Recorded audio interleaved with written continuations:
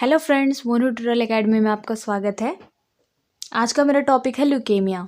अगर आपको वीडियो में कोई डाउट हो तो आप कमेंट बॉक्स में लिखकर मुझे बता सकते हैं, उसकी अपडेशन मैं आपको दे दूँगी।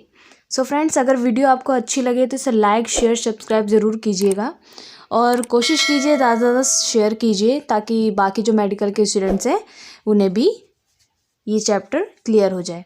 ओके फ्रेंड्स, सो स्टार्ट करते हैं हम ल्यूकेमिया चैप्टर। ल्यूकेमिया से हम क्या समझते हैं? ल्यूकेमिया क्या है?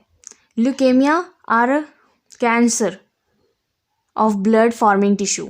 ओके, जो टिश्यू से जो ब्लड फॉर्मिंग टिश्यू है वो कैंसरस सेल है। मीन्स हम कह सकते हैं जो इमेच्योर सेल्स होती हैं। आप जानते हैं कैंसरस सेल कौन से होते हैं? जो इमेच्योर फॉर्मेशन में होती है, हमारी बॉडी में कंटिन्यू प्रोड्यूस होती हैं। मैच्योर फॉर्म जो आरबीसीज होती हैं वो हमारी बॉडी में सर्कुलेट होती हैं और हमारी पूरी बॉडी की टिश्यू तक जाती हैं। ठीक है, लेकिन एक इमेच्योर ब्लड होता है। इमेच्योर ब्लड अगर बॉडी में फॉर्मिंग हो रही है और उसका लाइफ स्पेन बढ़ रहा है, 120 डेज में डेड नहीं हो रही हैं, तो इट मीन्स कुछ इरेगुलर हो रहा है, हमारी बॉडी में कुछ हटके हो रहा है। सो ये एक डिजीज़ है, ल्यूकेमिया डिजीज़, जो कैंसरस ब्लड फॉर्मिंग टिश्यूज़ करता है। WBC are produce in excessive amount and are unable to work properly due to which immune system that's weak. Friends, क्या होता है ल्यूकेमिया में? जो WBC प्रोड्यूस होता है वो एक्सेसिव अमाउंट में होता है। एक्सेसिव अमाउंट का मतलब क्या होता है? काफ़ी ज़्यादा मात्रा में।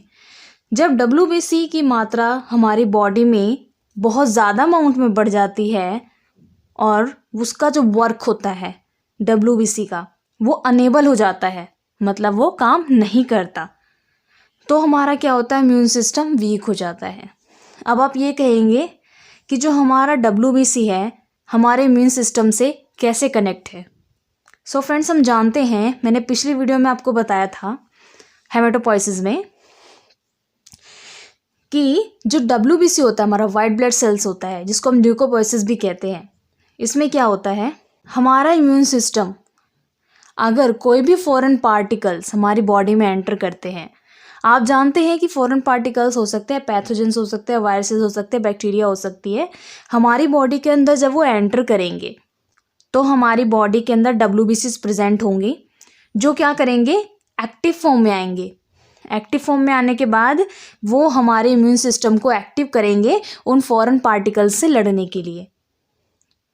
ल्यूकेमिया का मतलब यही है, ल्यूकोसाइट प्लस एमिया यानी एनीमिया, यानी abnormal WBC production in the condition of anaemia.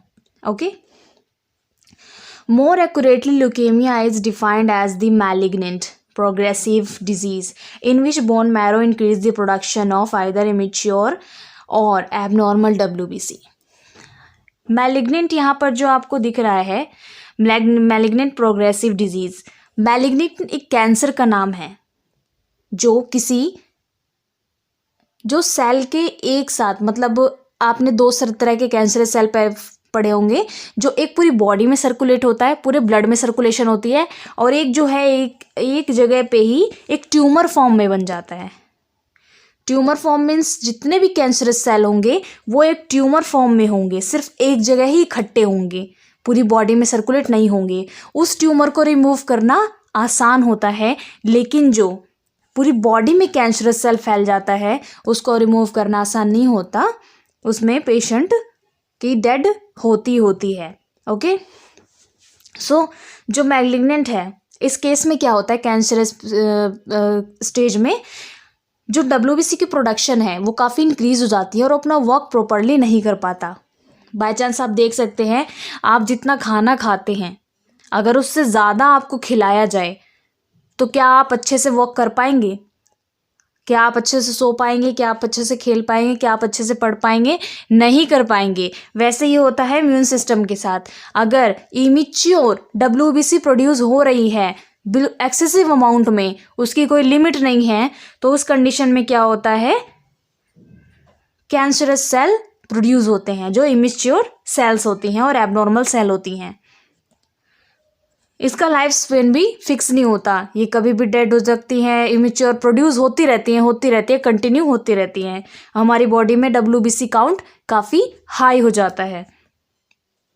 These cells suppress the production of normal blood cell leading to anemia and other symptoms.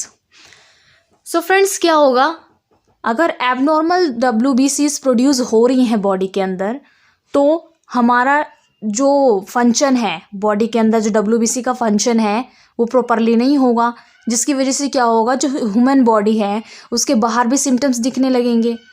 अब जब WBC जो हमारे इम्यून सिस्टम को स्ट्रॉन्ग करता है, हमें प्रोटेक्शन करता है, हमें प्रोटेक्ट करता है वायरस पैथोजन से, जब वही प्रॉपर वर्क नहीं कर रहा तो हमारी बॉडी कैसे सेफ रहेगी फॉरेन पार्टिकल से। तो क्या होगा, जो वायरस बैक्टीरिया होंगे वो उस बॉडी पर अटैक करेंगे और हमारे इम्यून सिस्टम तो ऑलरेडी वीक है ही है, तो उसे कोई भी डिजीज़ हो सकती है और वो एनीमिया भी हो सकता है और अदर सिम्टम्स भी हो सकते हैं। सो फ्रेंड्स, इसका एक्सप्लेनेशन क्या है, ल्यूकोसाइट है हमारा, ल्यूकोसाइट यानी WBC 2 पार्ट्स में डिवाइड है। ये जो चार्ट है ये मैंने आपको हेमेटोलॉजी, इंट्रोडक्शन ऑफ हेमेटोलॉजी में आपको पूरा बताया था। ल्यूकोसाइट है 2 पार्ट में डिवाइडेड है, ग्रैनुलोसाइट, एग्रेनुलोसाइट। इसमें ग्रैनुल्स प्रेजेंट है, इसमें ग्रैनुल्स नहीं प्रेजेंट है। ओके, ग्रैनुल्स फिर 2 पार्ट में डिवाइडेड है, मोनोसाइट एंड लिम्फोसाइट। लिम्फोसाइट से प्रोड्यूस होते हैं B cell and T cell. Okay friends, और जो एग्रेनुलोसाइट है उसमें होता है acidophils, basophils, neutrophils. Acidophils, neutrophils, basophils मैंने आपको बताया है हेमेटोपोइसिस के चैप्टर में, प्रीवियस वीडियो में आप देख सकते हैं। Normally blood cells are produce in an orderly control way as the body needs them.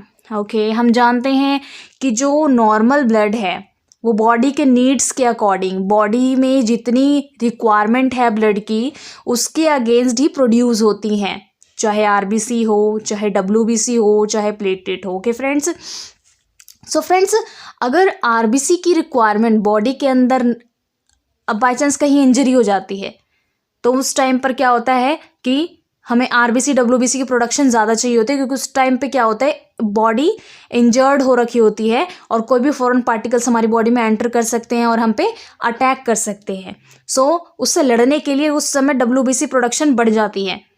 पर in the case unlimited production, मतलब उसकी कोई लिमिट नहीं है, प्रोडक्शन एक्सेसिव अमाउंट में प्रोड्यूस हो रहा है, इट मीन्स वो एबनॉर्मल कंडीशन है, इमेच्योर कंडीशन है।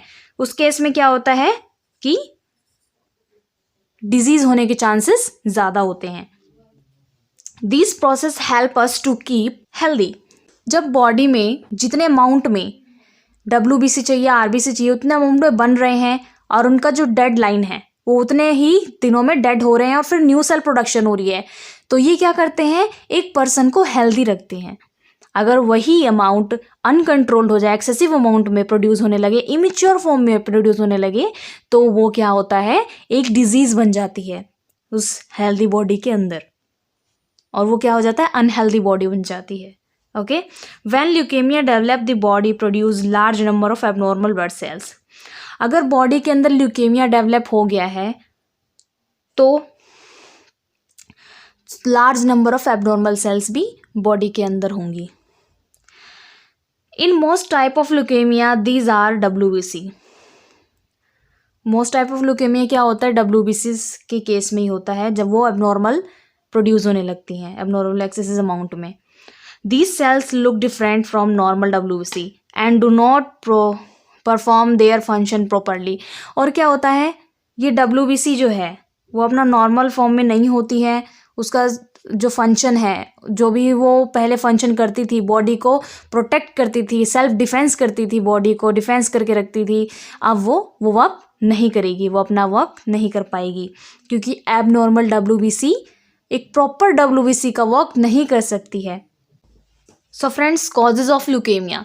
ल्यूकेमिया की क्या क्या कॉजेज हैं? The causes of leukemia are not very much known, but some risk factor appear in influence its development. Okay friends, so leukaemia के कुछ ज़्यादा कॉजेज नहीं हैं बट रिस्क फैक्टर हैं इसके. सो हम फैक्टर्स पढ़ लेते हैं कौन कौन से रिस्क फैक्टर हैं. एक जेनेटिक फैक्टर है. The people born with genetic abnormality like down syndrome, Turner syndrome etcetera have an increase risk of acute leukaemia. इस केस में क्या होता है कि जो पीपल है वो किसी डिजीज़ के साथ बॉर्न हुआ है, जेनेटिक एबनॉर्मेलिटी के साथ, अपने पूर्वजों से या फिर अपनी फैमिली से गेन करके हुआ है. ये कौन कौन से सिम्टम्स हो सकते हैं, कौन कौन सी डिजीज़ हो सकती है, down syndrome, Turner syndrome etcetera. तो ये रिस्क बढ़ा देते हैं एक्यूट ल्यूकेमिया. बाय चांस अगर वो कम भी होना चाहे तो नहीं हो पाएगा. अगर कोई जेनेटिक डिसऑर्डर है, जेनेटिक फैक्टर है, उसमें इन्वॉल्व हो रहा है तो उसे इंक्रीज होने से कोई रोक नहीं सकता, वो रिस्क फैक्टर बढ़ा देता है. Radiations. Leukemia occur at higher than average rate among people exposed to intense radiations. These includes survivors and atomic bomb explosions in Japan, people exposed to radiations or treatment of some medical condition in the past. Friends, आप जानते हैं कि Japan में एक bomb exposed हुआ था जिसमें अभी भी जो लोग हैं वो हैंडीकैप्स पैदा होते हैं. सो ये रेडिएशंस के कारण भी होते हैं. कुछ इन्वॉल्वमेंट रेडिएशन भी ल्यूकेमिया में इन्वॉल्व होती है. Chemicals work exposed to benzene has increased risk of acute myeloid leukemia. Smoking increased the risk of leukemia. अगर आप कहीं वर्क कर रहे हैं, किसी लैब में, किसी केमिकल फैक्ट्री में वर्क कर रहे हैं, अगर बेंजीन एक्सपोज्ड हो जाता है तो ये रिस्क बढ़ा देता है माइलॉइड ल्यूकेमिया के लिए. ओके.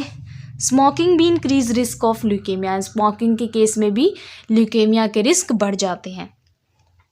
अब हमारे रिस्क फैक्टर कौन कौन से हैं? There are some conditions which is increase the कैंसरस of development of leukemia in the body. These conditions are known as risk factor. Some examples of risk factor are genetic factor, previous chemotherapy and radiation factor.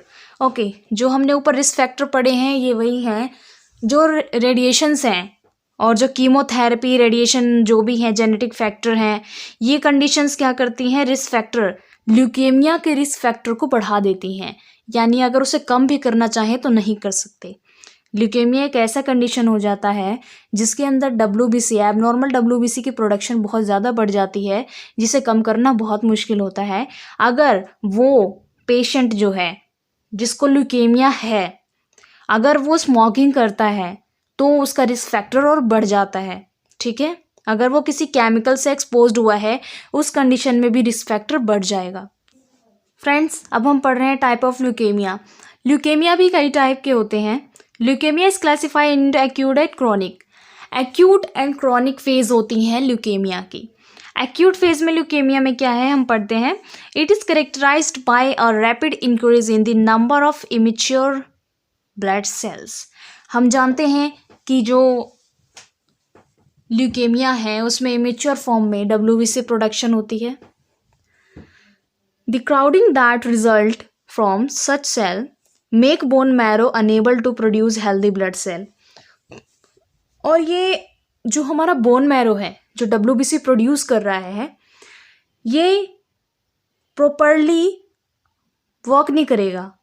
मतलब ये enable होगा, असहाय होगा उसको WBC को produce करने के लिए.